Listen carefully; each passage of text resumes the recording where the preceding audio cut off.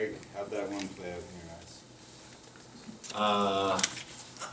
That was a very dominating first half. I thought we were good with the ball, able to move the ball around well, created a lot of good moments. We should have taken more out of the first half. If we would have finished at least one or two others in the first half, then I think we obviously would position ourselves in a little better place going into the second half. You had the sense that going into the second half they were going to try to increase some of their pressure, because in the first half it was just too easy for us to get attacks going into their half of the field. So they did that in the second half and started to man mark Michael, which isn't unusual, but then they pushed two other guys high. So then the numbers game switched on us, and we were too slow in terms of our movement for each other and movement ahead of the ball, but also we were too stretched apart.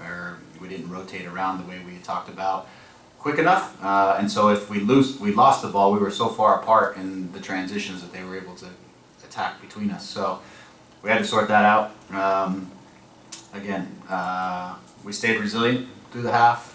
Incredible goal by Josie, again off of a counterattack, something that we do in training. And I thought the ball, I think Nick played in the ball, was just a little bit behind Josie. If normally we'd want him to try to keep speed, but Josie turned the pass into an incredible goal, so we'll take it. But it's important, again, as I said to the guys, that after such a good first half, you have to expect the opponent to come out harder in the second half, and we've got to be able to match that intensity and be better. And when they come pressing, we've got to be able to play through them better. We played in front of them too much, and the turnovers became a challenge for us. So yeah, nevertheless, it's an important 3 points because everyone around us it seems they won tonight as well. So it's very important 3 points, as they all are at this point.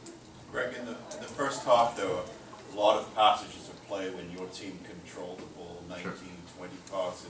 What did you think of the decision making sometimes at the end of that when they just kind of fizzled out? Yeah, that's where I think we went a little bit sideways, and why we should have probably either scored more or really threatened the goal more. I mean, I think, a couple of times we're in behind them. We hit shots instead of, cutting the ball back across the face of the goal, because I know Josie's working really hard to get to the back post for maybe something tapped in, or we get behind them, maybe hitting the trailing run as an option. You never want to hit a shot and miss to the near post, because it doesn't really give anyone a chance to try to help that ball into the back of the net. I thought just maybe sometimes the choices were okay, but then the execution of the pass wasn't great. So again, we got ourselves into some really good positions. We needed to execute better. If we execute better, maybe we pick up one or two more goals in that half, and it starts to look like a much bigger uphill climb for them.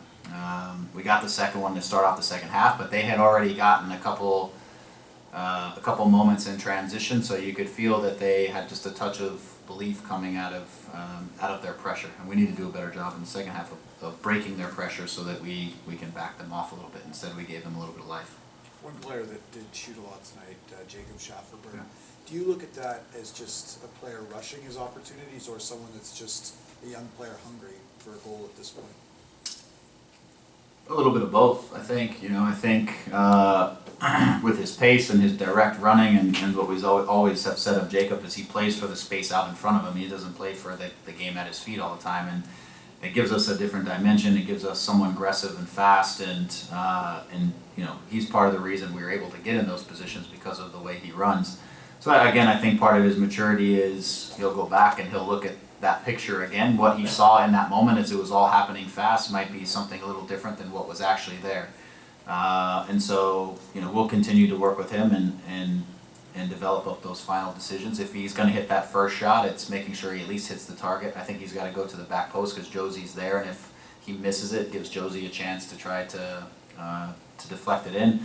A couple of times in the first half where maybe he had a trailing run that he could have cut the ball back to. So, but half of the battle is getting there, and then the other half is going to be for him just to continue to get better at that final piece. But I thought he was very good on the night too. So, not to say that the rest of the team is not performing at will, but it seems like when Pozuelo is in the field, somehow the team gets together and functions better than when he's not on the field.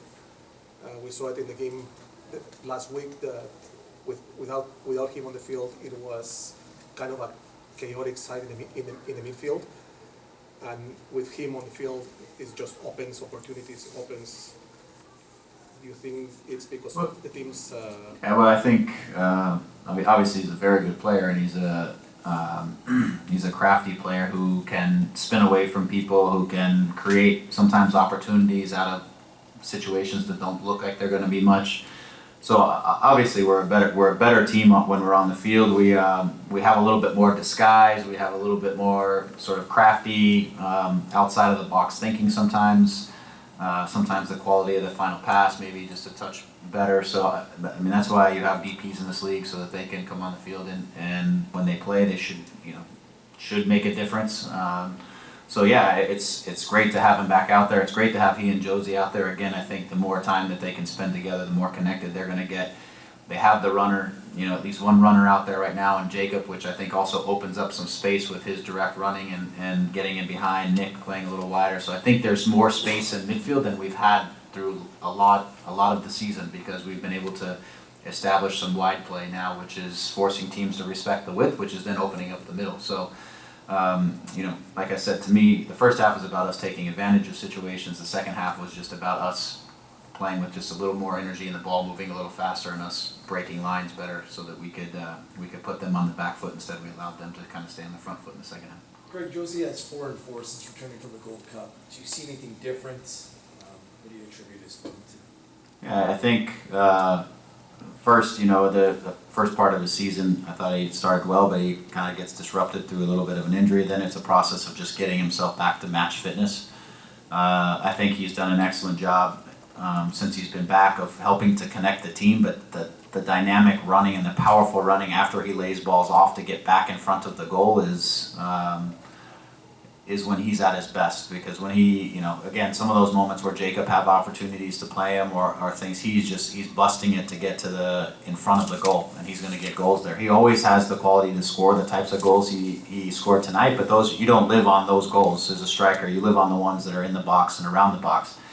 And he's been super dynamic after connecting and playing with the team, and because we like to play with possession and set things up, but his explosion into the next action has been very, very good, and that's we need to find him in those situations a little more often and give him chances to bury those for us. But his work has been very good on that side for sure.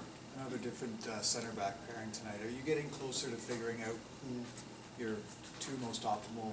Yeah, for sure. I think I know how the guys will fit together. Chris, the only reason Chris wasn't involved tonight is trying to again get his fitness up after he's off for a little bit with the ankle situation. Drew coming back, we get him back now in the fold and get his legs under him. So by the time we get to next week, everybody will be healthy and ready to go, which is a positive thing. We get another week to train together and get the group working together, get our center backs working together, things like that. So, Drew's important to us, and Omar, both, they have a lot of communication, a lot of organization come out of the two of them. Chris, obviously, is just a special defender and athleticism and all those things. So we've got different pairings, but you won't see a lot of switching as we start to play week to week. There won't be a lot of interchange of guys, but it was something that we felt was necessary tonight as we continue to get Chris back to full fitness and full health. Greg, we see a different kind of attack when Omar Gonzalez goes to the front, and it has more looks with Josie, with the different players. Can you tell us a little bit more? Yeah, the set pieces specifically. Yeah, I didn't say it to the guys. I should have said to them. They earned themselves another afternoon training session this week, because this week with Omar in and everybody together, we had a second session on Tuesday where we worked on attacking set pieces so we can start to put in some of our more formal playbook down the stretch, and it was nice because some of the things were executed well on the day, and obviously one goal comes from it. We had an incredible chance 2 minutes in that Nick chose to cross. I thought maybe he was just going to rip the shot. So again, all of these facets, all of these phases of play are going to be important. Omar, we know, gives us just a unique size, and the power in which he heads the ball is special. So now when you have him and you have Josie and you have different guys that the opposition has to deal with and mark, it makes it difficult. And the key for us is getting the service into the areas that we're trying to free up and to the guys we're trying to find. And once we get all of those pieces connected, I think we can be a very dangerous set piece team as well. Is Swallow is headed to the All-Star game next? Yes. So he's That's what I healthy, hear. everything's good, health-wise? Yeah. Yeah, he is. He's good. He's looking forward to it. He's excited. He was very honored with the selection, so I know he's looking forward to the experience. So we're gonna wrap him up in Band-Aids. Just make sure he's